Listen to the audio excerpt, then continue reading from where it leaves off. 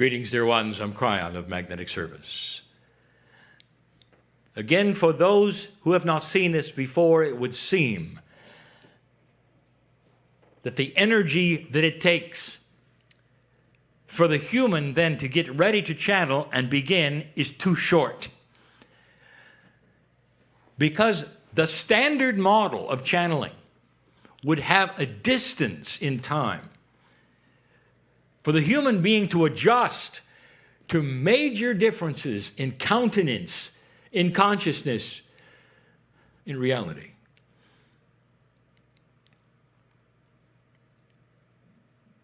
My partner lives with me,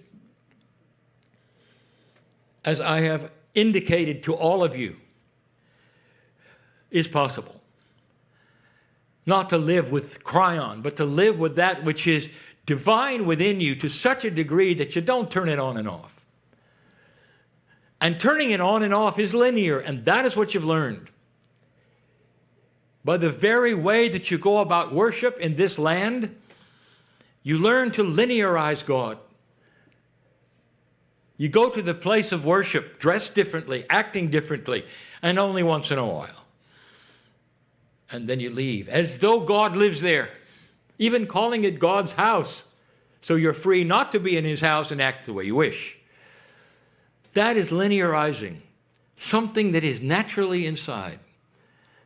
Inside of each of you lives the most divine thing that you can imagine. It's a piece of the Creator, really, however you want to see that. Some call it the higher self, some call it the soul. You don't have to figure it out, because this piece is multidimensional to a T, and that means this, is you cannot put a reality into it that you could understand. I said this once before. You don't have any trouble with thinking that God can listen to millions of you speaking at the same time. Even if you're saying different things, God is so powerful that this is no problem. The problem is this, is that you can't apply it to yourself. Is it possible you're receiving many messages at the same time right now? If you could hear the whisper of angelic beings in this very room who know your name and know who you are and have been with you for eons, saying, I see you, I love you, I see you, I love you. Do you remember me? Here's my name. I'm with you. I'll always be with you. That's my job.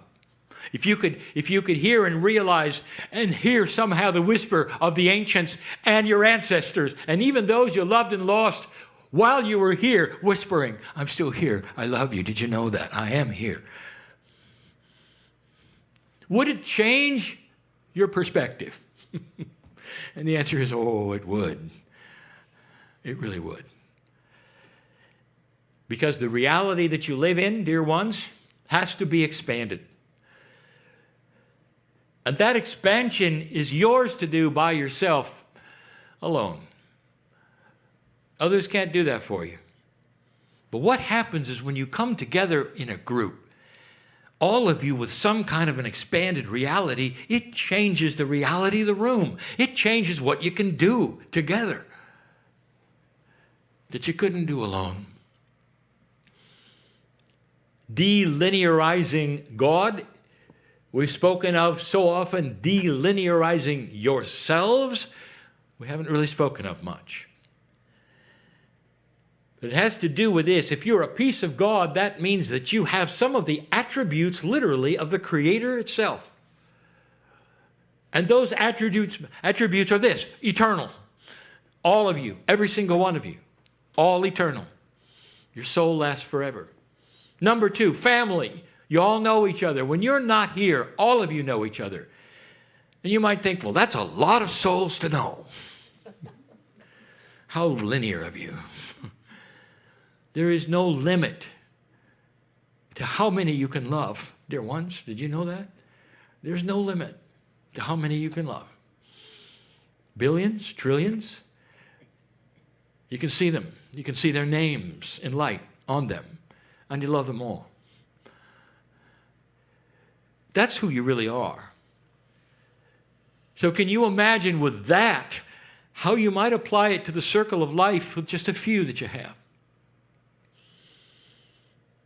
Can you practice literally going to places that you're only visiting for a moment? You're shopping, you're doing errands, and you see somebody coming and you concentrate. I know the God in them. I know them at some level. I can see that. They're nothing like me. They're not my age. Maybe they're not even my gender, but wow, I can see the family inside there. And in that, you treat them different. In that, you step aside and marvel at how beautiful they might be. This is the human at its best, learning the very things that we're being taught today in this very session.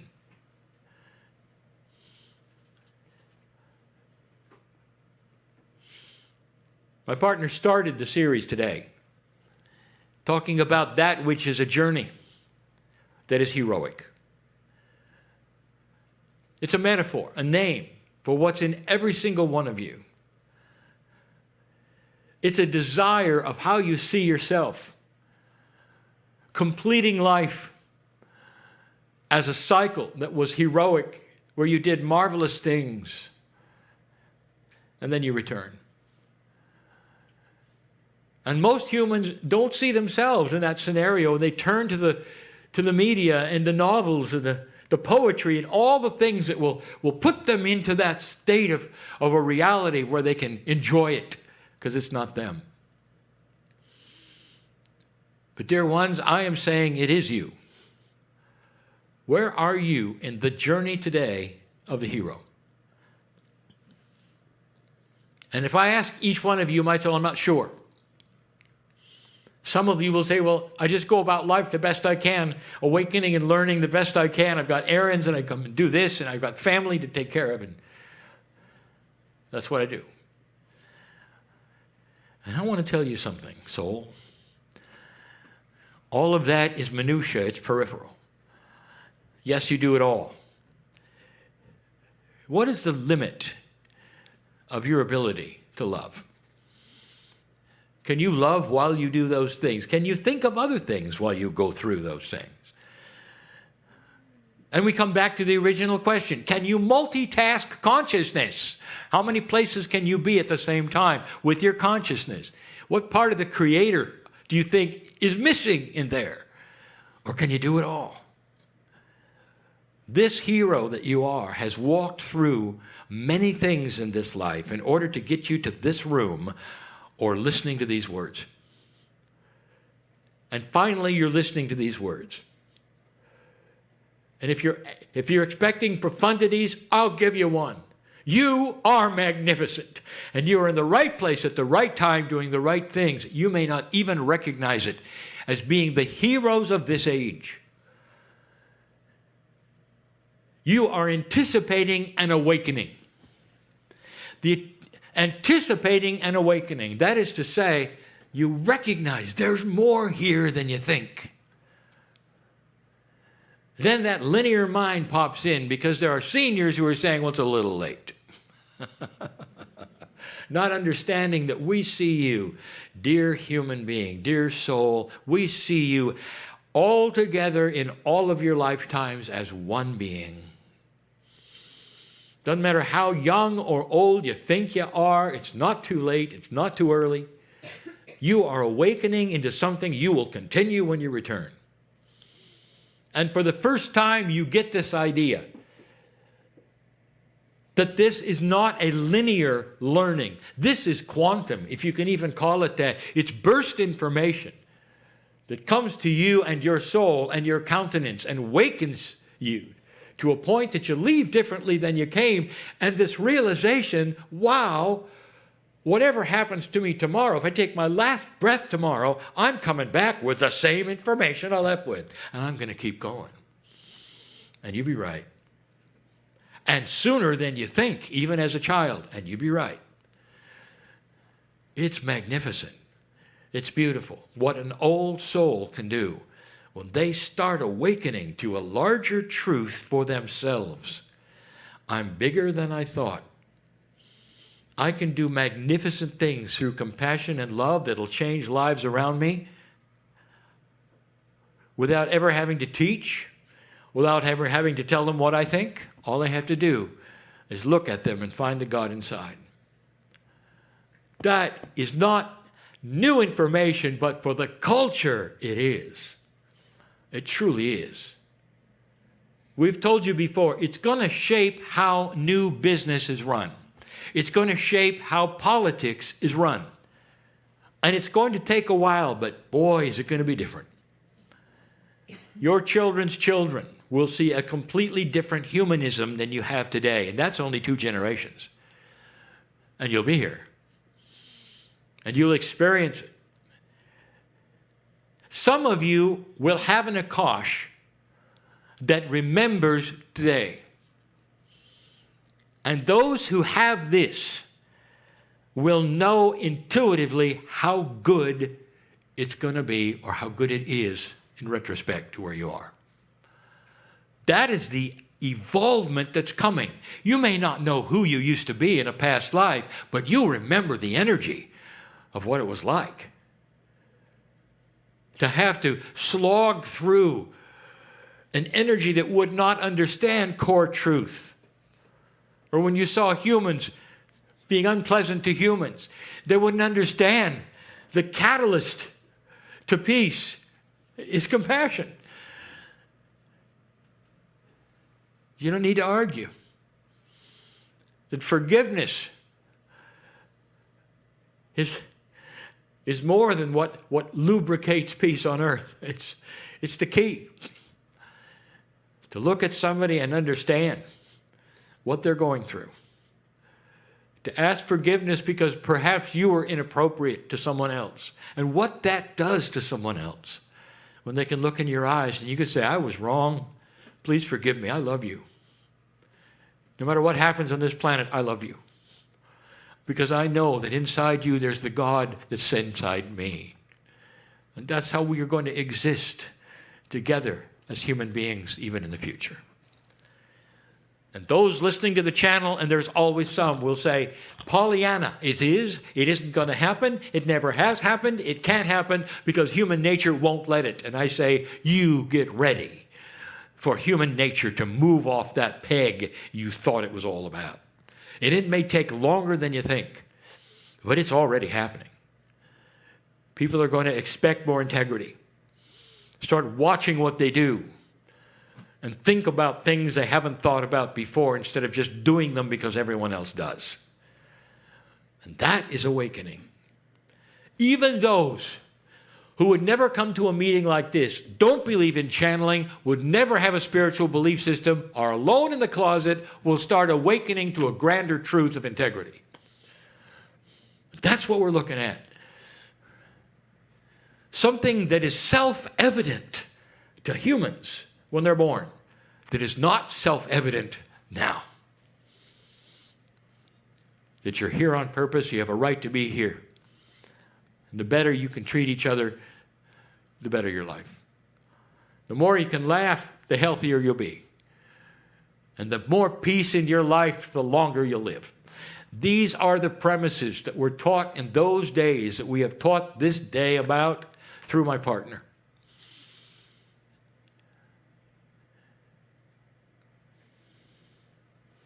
You really are here at the right time, you know that? There have been so many that say, Dear Kryon, I've sat in many of these meetings, and I've heard many of these things many times, and I'm still having trouble. And what I say to you, dear human being, is that intent is everything, timing is everything. There'll come a time when it all snaps together. And the trouble you're having is you still really, truly don't believe it. And I'll say it again, what I've said before. The channeling that I'd like you to listen to called Who Do You Think You Are? Because you really don't have it yet. You are magnificent. You can be a clean slate for all of these things to attach to you if you believe it. But if you think that you don't deserve it for any reason at all, nothing will stick. No words that I say, no energies that I give, no core truths because you're not ready for it. You don't see it yet. And dear ones, that is what is starting to change.